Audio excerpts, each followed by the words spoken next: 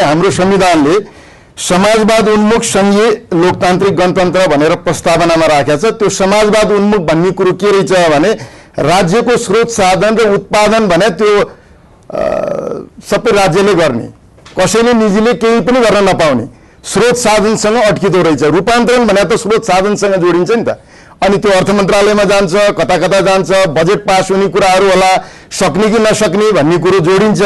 त्यसकारण सबभन्दा अप्ठ्यारो कुरो के हो भने 16औं शताब्दीको समाजवाद उन्मुख संघीय लोकतान्त्रिक गणतन्त्र भन्ने कुरो प्रस्तावनामै हामीले जो राख्यौं नि, राज्यको स्रोत साधन र उत्पादन जम्मैको जिम्मेवारी राज्यको भन्ने कुरा त्यहाँ नै समस्या पहिले मैले देखेको। हेलो एभ्रिवान, शिक्षक सेवा आयोग माध्यमिक तह, निम्न माध्यमिक तह र प्राथमिक तहको आन्तरिक शिक्षक बढुवा 25% को बुक हामीले बजारमा लिएर आइसकेका छौं। यदि तपाईहरू शिक्षक सेवा आयोग आन्तरिक शिक्षक बढुवा 25% को यदि तपाईहरू तयारी गर्ने सोच्दै हुनुहुन्छ भने यो बुक तपाईहरूको लागि अत्यन्तै उपयोगी हुनेवाला छ र यो बुकका लेखक तपाईहरूले अत्यन्तै रुचाउनु भएको नेपालकै उत्कृष्ट प्रशिक्षक पुष्पराज ढकाल र उषा लामिछानेद्वारा लेखिएको छ। यो बुकमा तपाईहरूले 3000 भन्दा बढी बहुवैकल्पिक वस्तुगत र विषयगत च्याप्टर वाइज प्रश्न उत्तर पाउनुहुनेछ भने यसमा विगतमा सोधिएका सम्पूर्ण क्वेशन एन्सरहरू पनि समेटिएको छ। यदि तपाईहरू साँच्चैकै तयारी गर्दै हुनुहुन्छ र आफ्नो तयारीलाई अगाडि बढाउने सोच्दै हुनुहुन्छ भने स्क्रिनमा दिएको नम्बरमा आजै सम्पर्क गरी यो बुक मगाइहाल्नुहोस्। अब दोस्रो समस्या के छ भन्नुहुन्छ भने नेशनल करिकुलम फ्रेमवर्क जो छ त्यसको उद्देश्य र लक्ष्यमा हामी क्लियर छैनौं।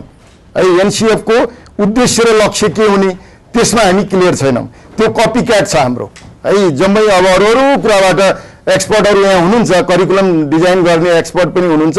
हामी बढी के गर्छौं सीबीएसई, आईसीएसई, जीसीएसई हैन, जम्मैको कुराहरूलाई अलि बढी कपी क्याट गर्छौं। हाम्रो मुलुकको समय सापेक्ष अनि मुलुकको सम्भाव्यता के हो, हाम्रो मुलुकका सम्भाव्यता छन् त थुप्रै हैन, त्यो सम्भाव्यतामा आधारित हुनु पर्यो। अनि सिपमूलक हुनु पर्यो, जीवनोपयोगी हुनु पर्यो, व्यावहारिक हुनु पर्यो। यो कुरासँग हामीले जोड्न सकेका छैनौं है। दोस्रो कुरा। तेस्रो कुरा मैले देखे भने के हो भने क्वालिटी एजुकेसन भने त तीनटा कुरामा निर्भर हुन्छ जस्तो लाग्छ। एउटा कुरा स्किल बेस्ड करिकुलम होला, दोस्रो भने teaching learning approach effective teaching learning होला, तेस्रो भने के हो भने त्यसको पोलिसी, त्यसलाई गभर्न गर्ने पोलिसी होला। यो तीनटा कुरामा क्वालिटी एजुकेसन त्यो हो रूपान्तरण भने हैन, सिकाइलाई कसरी उपलब्धिमूलक बनाउने भन्ने कुरा होला। अब यसमा तीनवटा मेजर कम्पोनेन्ट छ। मैले यो जहिले पनि भन्ने गरेको छु, यो ठाउँ-ठाउँमा मैले बोलेको छु। यो तीनवटा मेजर कम्पोनेन्ट भने के भने इन्टेन्डेड करिकुलमको हामी कुरा गर्छौं, जो कोर करिकुलम त्यो कस्तो बनाउने, त्यो म पहिले नै भने समय सापेक्ष बनाउने, मुलुकको सम्भाव्यताका आधारमा बनाउने, सिपमूलक बनाउने, जीवनोपयोगी बनाउने, व्यावहारिक बनाउने, अनि पो त्यो रूपान्तरण हुन्छ त। त्यो त्यसमा हामीले फोकस गर्नु पर्यो। दोस्रो भने इम्प्लिमेन्टेड। जति कुरा गरे पनि क्लासको सिकाइमा कक्षाभित्र रूपान्तरण भएन भने आदर्शका कुराले त केही पनि हुँदैन हैन। त्यो इफेक्टिभ टिचिङ लर्निङको लागि त टिचर्सलाई प्रोफेसनल डेभलपमेन्टमा फोकस गर्नु पर्यो। हामीले कति बजेट विनियोजन गरेका छौं हैन, शिक्षकलाई ट्रेन गर्ने कुरामा, प्रोफेसनल डेभलपमेन्टमा हामीले कति फोकस गर्यौं, त्यो कुराले माने राख्छ। जुन पेडागोजिकल एस्पेक्टमा अगाडि बढ्छ त्यो टिचिङ लर्निङ अप्रोचसँग जोडिएको कुरा हो, त्यसलाई हामीले प्रभावकारी गराउनु पर्यो। At our school, we instill a sense of responsibility by empowering students to take ownership of their actions, choices and commitments, fostering accountability and self-reliance. Imperial World School, the best school around. अर्को कुरा रूपान्तरण भने अहिले पनि हाम्रो achieve curriculum जो छ नि, जो इभ्यालुएसनसँग रिलेटेड छ, त्यो पनि वर्षभरि पढेको कुरा 3 घण्टाको रिटेन टेस्टले हामीलाई मूल्याङ्कन गरिरहेछ। त्यो भने त फेरि उही रोट लर्निङ र मेमोराइजेसनमा जोडियो त्यो कुरा हैन, जोडिहाल्छ नि।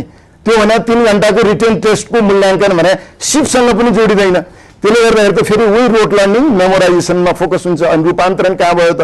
अब मूल्याङ्कनको विधिलाई पनि हामीले रूपान्तरण गर्नुपर्छ, परिवर्तन गर्नुपर्छ। यो तीनटा कुरामा हामीले परिवर्तन गर्न सक्यौं भने सिकाइ उपलब्धि हामीले प्राप्त गर्न सक्छौं। अनि चाहेको जस्तो अब त्यो खालको उद्देश्य, हाम्रो जुन लक्ष्य छ नेशनल करिकुलम फ्रेमवर्क भित्रको हाम्रो उद्देश्य लक्ष्यलाई मिट गर्न सक्छौं। हैन भने त उही सैद्धान्तिक रूपमा हाम्रो रूपान्तरण हुन्छ, व्यावहारिक रूपमा कहिले रूपान्तरण हुँदैन।